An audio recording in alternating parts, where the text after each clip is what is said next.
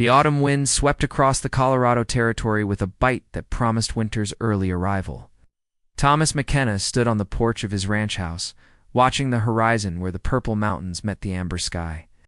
3 years had passed. Since Sarah left, 3 years since he'd found that letter on their kitchen table, her wedding ring beside it, and nothing but silence where her laughter used to fill their home. He'd built this ranch with his bare hands, cleared every acre thinking of the life they'd share. Now it felt like a monument to dreams that had crumbled to dust. Boss called Jake, his foreman, approaching from the barn. Nice. We got company coming up the valley road. Looks like a wagon train, but moving mighty slow. Thomas squinted into the distance.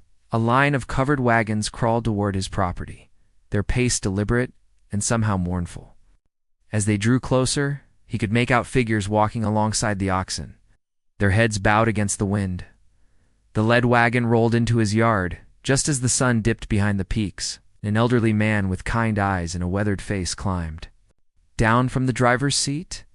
Behind him, Thomas counted 6 more wagons, each covered with canvas that flapped in the evening breeze.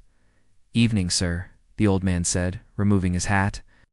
"Name's Samuel Wheeler. We're bound for California, but we've had some troubles. Lost 2 oxen, 2 wolves, and we're carrying." He paused, his voice catching. "We're carrying folks who didn't make it this far. Wondered if you might allow us to rest here for the night. Maybe help us with a proper burial come morning." Felt the familiar ache in his chest, the same one that came whenever he was reminded of loss, of people who wouldn't see another sunrise. Of course. "There's a good spot by the creek, sheltered from the wind. I'll help you dig," as the travelers made camp. Thomas noticed a woman sitting alone by the last wagon. She wore a dark shawl that covered her face. Something about the way she held herself, the curve of her shoulders, the tilt of her head sent a jolt of recognition through him. But when he looked again, she had disappeared into the shadows. That night, as Thomas lay in his empty bed, he heard a sound that made his heart stop. Soft crying, carried on the wind.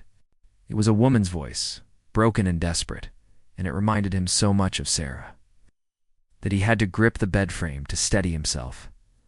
The next morning dawned gray and cold. Thomas found Samuel Wheeler already awake, stoking a small fire. "About the folks we're carrying," Samuel said quietly. "There's something you should know. Some died of fever, others in accidents, but one, ... He hesitated. "One was murdered. Poor soul was trying to escape something terrible. We found her beaten half to death by the roadside, managed to nurse her for a few days, but it was too late." Thomas felt sick. The frontier could be brutal, especially to women alone. "I'm sorry for your loss. Thing is," Samuel continued, "she kept asking for someone. Kept saying a name over and over. 'Thomas,' she'd whisper. 'Tell Thomas I'm sorry. Tell him I never stopped loving him.'" The world tilted. Thomas gripped the fence post, his knuckles white. What did she look like? Pretty thing, even. In her condition, auburn hair, green eyes. Had a scar on her left hand, shaped like a crescent moon. Thomas couldn't breathe. Sarah had gotten that scar their first winter together, cutting herself while preparing Christmas dinner. He'd kissed it better, told her it looked like a tiny moon watching over her heart. "Where is she?" he whispered. Samuel pointed to the last wagon. "We wrapped her in canvas, same as the others. Planned to bury her with the rest this morning." Thomas stumbled toward the wagon, his legs weak as water. The canvas-wrapped forms lay side by side, and his eyes fixed on the smallest one at the far end. His hands trembled as he reached for the ties that bound the shroud. "Thomas, wait." He spun around to find a woman standing behind him. She was thin, her face gaunt with exhaustion, wearing men's clothes that hung loose on her frame. But those eyes, those green eyes that had haunted his dreams, were unmistakably hers. "Sarah." The word came out as barely a whisper.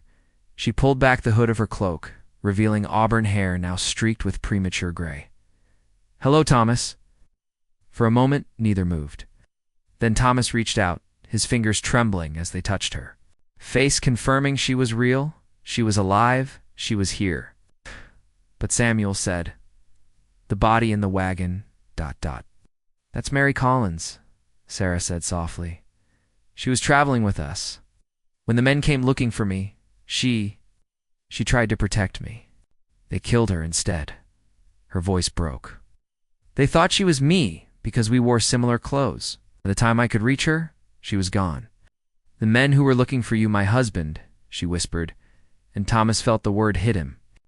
Like a physical blow, she saw his face change and rushed to explain. After I left you, I was so confused, so lost. I met Richard Conway in Denver. He seemed kind, promised me security, a life of ease. I was such a fool, Thomas. I thought I needed something different, something more civilized than what we had. You married him. Yes. The admission seemed to cost her everything, but it was wrong from the start. He wasn't the man he pretended to be. He was cruel, controlling.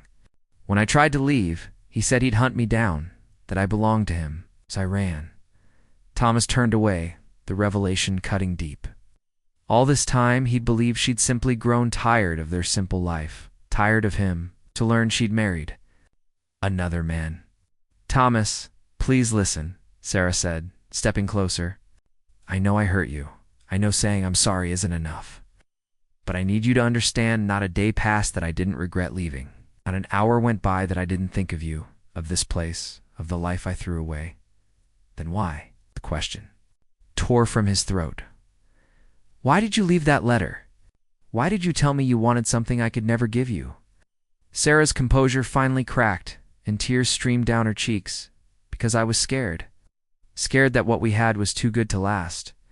Everyone I'd ever loved had left me, my parents, my brother who died in the war. I convinced myself that if I didn't leave first, you'd eventually leave me, so I ran before you could break my heart. I would never have left you, Thomas said fiercely. Never. I know that now. But I was 22 and terrified and so stupid. She reached into her coat and pulled out a worn piece of paper.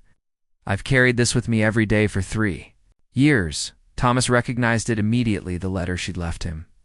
But when she unfolded it, he saw that there was more writing on the back, words he'd never seen. Read it, she whispered. With shaking hands, he took the paper. In Sarah's familiar handwriting, he read, "Asterisk, my dearest Thomas, if you're reading this, then God has given me a second chance I don't deserve. The letter on the other side is full of lies, I told myself, because I was too afraid to face the truth. The truth is that you are the only man I have ever truly loved. You are my home, my heart, my everything. I was a coward who ran from paradise because I feared it was too beautiful to keep. If I never see you again, please know that loving you was the best thing I ever did, and leaving you was the worst. I pray someday you might forgive me. All my love. Always, Sarah." Asterisk Thomas read the words twice, 3 times, before he could speak.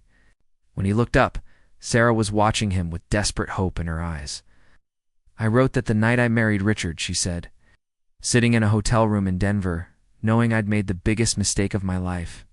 I've been trying to find the courage to come back ever since." Sarah, ... double quotes. Thomas stepped toward her, and she didn't retreat. "I know you probably hate me. I know I don't deserve forgiveness. But when those men were chasing me, when I thought I might die, all I could think about was coming home to you. Even if you turned me away, even if you couldn't stand the sight of me, I had to try to make things right." Thomas reached out and cupped her face in his hands, his thumbs brushing away. Her tears. "I never hated you. I was angry, heartbroken, lost without you, but I never stopped loving you, not for a single day."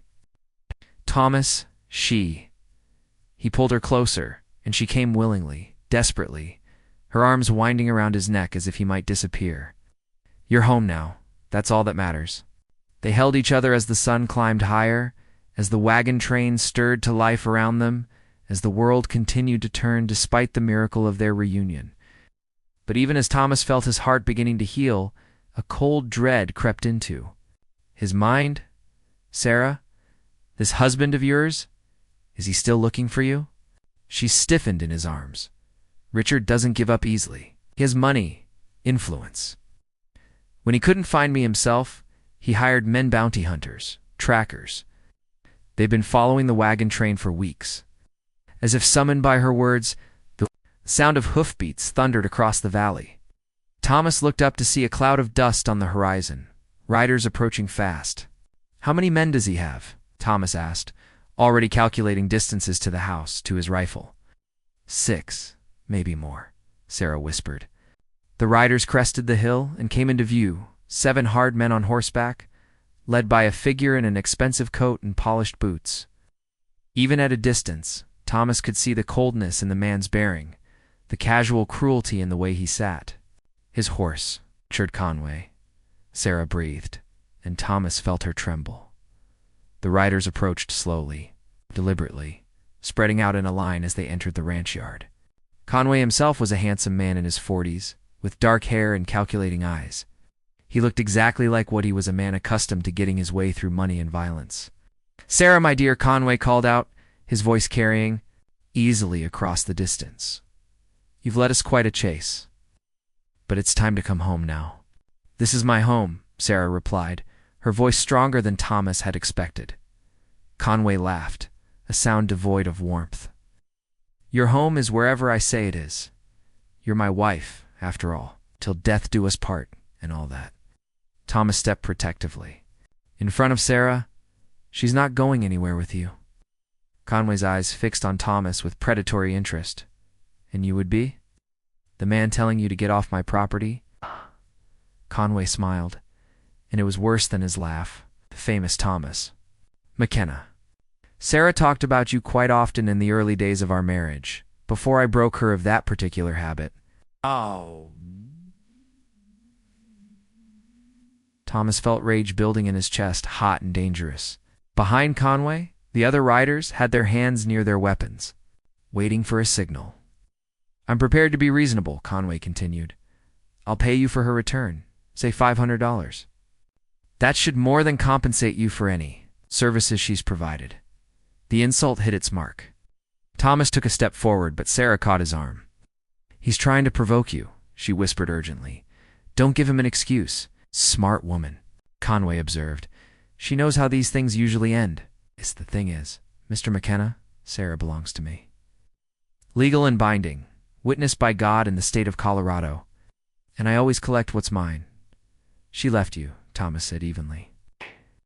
"Makes your claim void, does it?" "I don't think the law sees it quite that way." Conway's smile widened. "You see, I've been telling people that my poor, unstable wife was kidnapped by outlaws. When I return her hand, execute her kidnappers, I'll be quite the hero." The threat. It was clear. Thomas glanced around, taking stock of the situation. Samuel Wheeler and 2 other men from the wagon train had positioned themselves near the porch, armed but outnumbered. The women and children had taken shelter in the house. Sarah, Conway called out, his patience clearly wearing thin. "You have 30 seconds to walk over here, or I start shooting your friends, beginning with Mr. McKenna." Sarah started to step forward, but Thomas blocked her path. "No. Thomas, I can't let him hurt you, and I can't let him take you." Thomas turned to face Conway directly. "Your wife is dead." Conway's eyebrows rose. "Excuse me?" McKenna died 3 years ago," Thomas said clearly. "The woman who married you was someone else, someone who doesn't exist anymore. The Sarah standing behind me is my wife in every way that matters, and she's under my protection." "How touching," Conway drawled, "but ultimately irrelevant." He raised his hand and his men drew their weapons. "Last chance, Sarah. Come quietly, or watch your lover die." The tension stretched taut as a bowstring. Thomas could feel Sarah's anguish behind him, could sense her preparing to sacrifice herself to save him. The morning air seemed to hold its breath.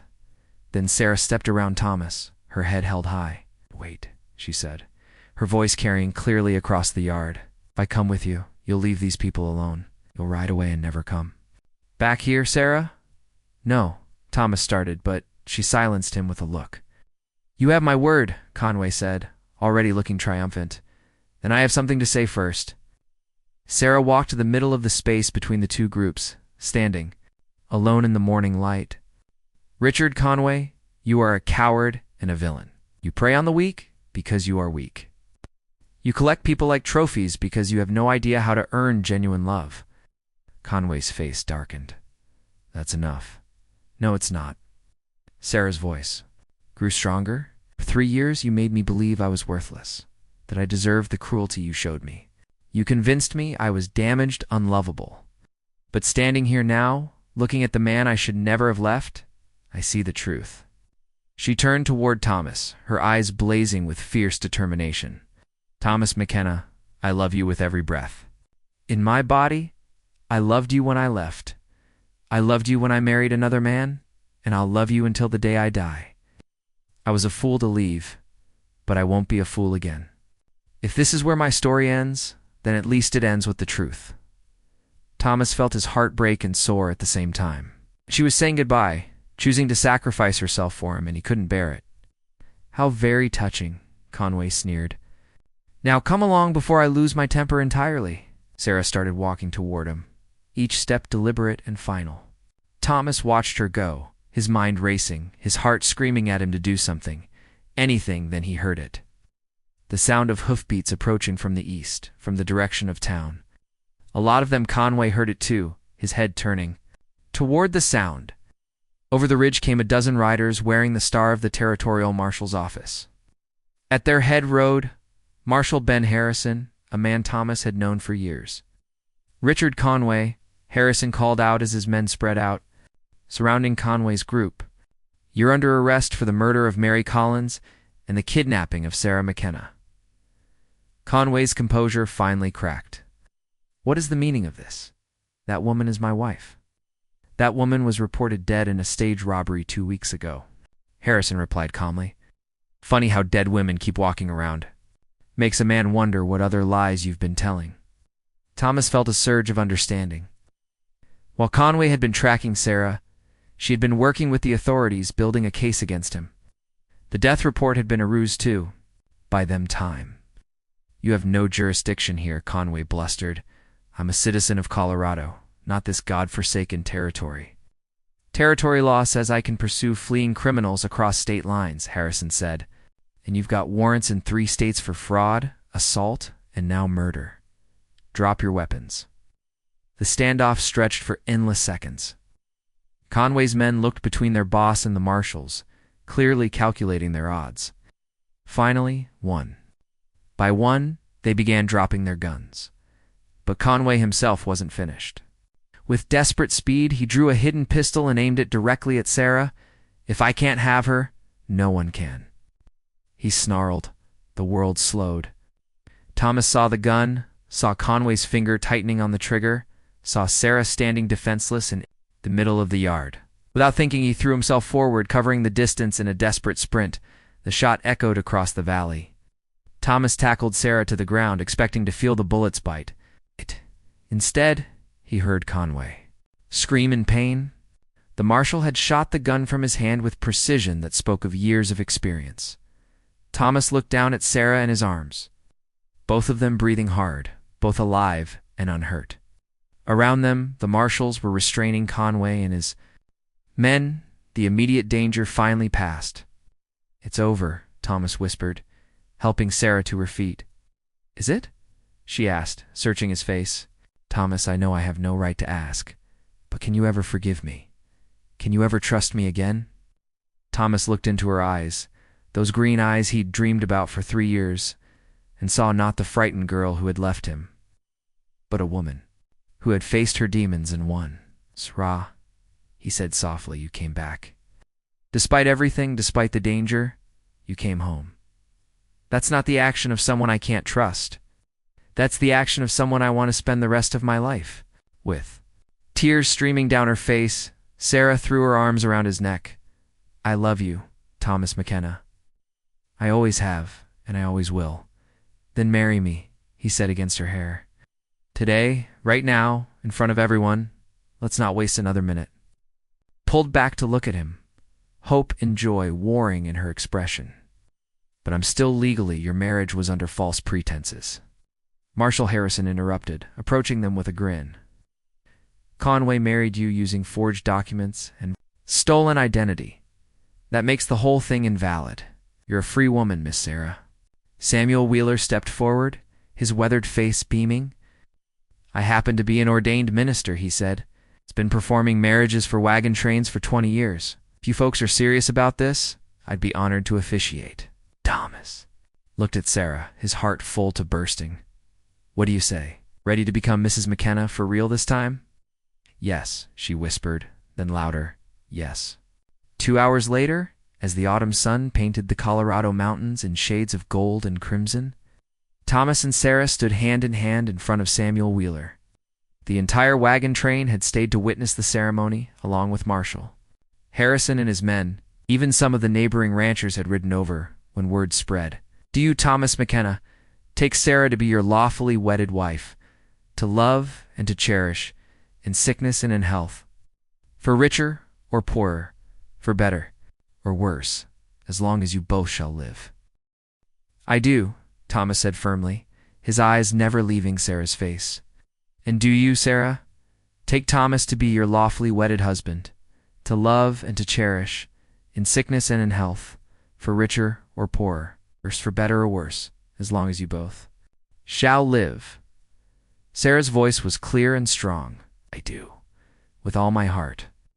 Then, by the power vested in me, by the Almighty and the territory of Colorado, I now pronounce you husband and wife. Thomas, you may kiss your bride.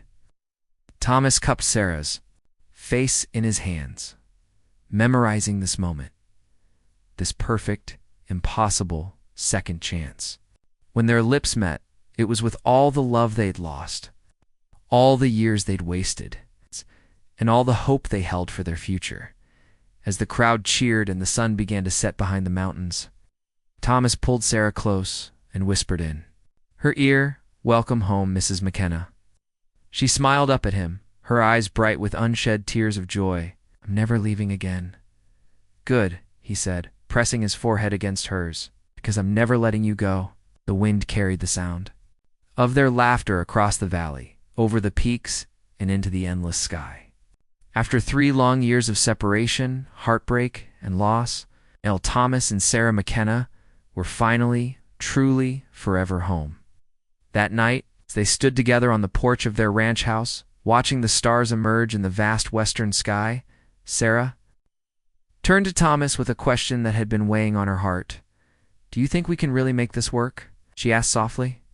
After everything that's happened, can we find our way back to what we had? Thomas was quiet for a long moment, considering her question with the seriousness it deserved. Finally he spoke. I don't think we can go back, he said, and felt her tense beside him. But I don't think we should want to. The people we were 3 years ago made mistakes, both of us. You were scared and ran away. I was too proud to come after you.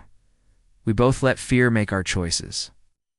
He turned to face her fully, taking her hands in his. But the people we are now, we've both learned what it costs to lose each other. We've both paid the price of our mistakes. And we've both chosen to fight for this love instead of running from it. That's not the same as what we had before, Sarah. That's something stronger. Sarah felt the last knot of fear in her chest finally loosen. I used to think love was something that just happened to you, she said, like sunshine or rain. But it's not, is it? Real love is a choice you make every day. Every day, Thomas agreed, pulling her into his arms. And I choose you, Sarah McKenna. Today and every day for the rest of our lives. As they held each other under the vast canopy of stars, both Thomas and Sarah knew their story was far from over. There would be challenges ahead rebuilding trust, creating new memories to replace the painful ones, learning to love each other as the people they'd become rather than the people they'd been. But they also knew they had something precious and rare, a second chance at true love. And this time, they wouldn't let fear or pride or the cruel winds of fate tear them apart. This time, they would choose each other every single day until the end of time. The frontier had tested them, broken them, and nearly destroyed them. But in the end, it had also brought them home to each other, stronger and more certain than ever that what they shared was worth fighting for. As the autumn wind whispered through the valley and the stars wheeled overhead, Thomas and Sarah McKenna began the first night of the rest of their lives together, finally and forever home.